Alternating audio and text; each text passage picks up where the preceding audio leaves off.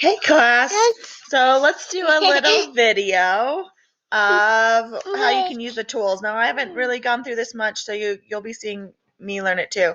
So this first one, I know they're asking you to drag the black dot to show the angle that you think is congruent.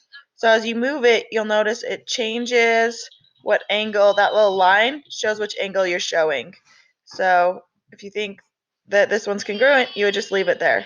So once you pick it, leave your dot on that spot and then click next, and then I can see this picture and grade it based on where your dot is at and what angle you're showing.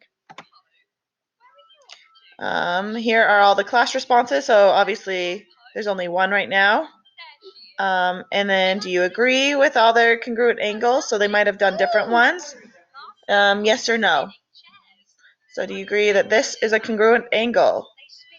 And I would say, well, this one's obtuse and this one's obtuse, so it might be. So you click whichever one you think it is and explain your thinking.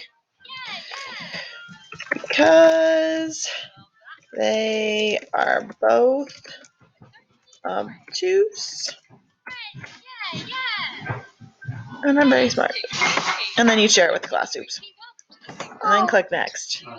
So then I think that's mostly what you do with all of these. So you read the little question and then you're going to move your dot around.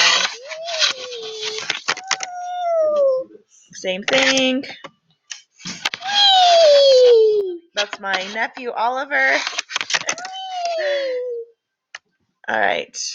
You missed at least one of the congruent angles on the previous screen, so then we have to go back. So this actually helps us make sure we get it right before we move on. It's okay to make mistakes. We just want to make sure that before we don't keep making the same mistake. And then new lines. On the upcoming screen, you'll see a new pair of parallel red lines and new transversals. You'll learn the name of commonly used for various types of angles and consider whether they are always, sometimes, or never congruent. So we continue, and you get a pick. So drag the line to show another pair. That one right there. And that one.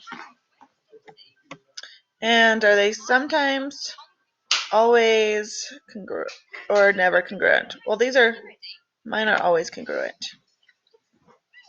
So vertical angles, that's the ones on the opposite side. They make a V, two V's that touch at one point. That's how I remember V for vertical. I'm going to go out and get it from us. So go through, answer each of the questions to the best of your ability. And I hope you have a good day.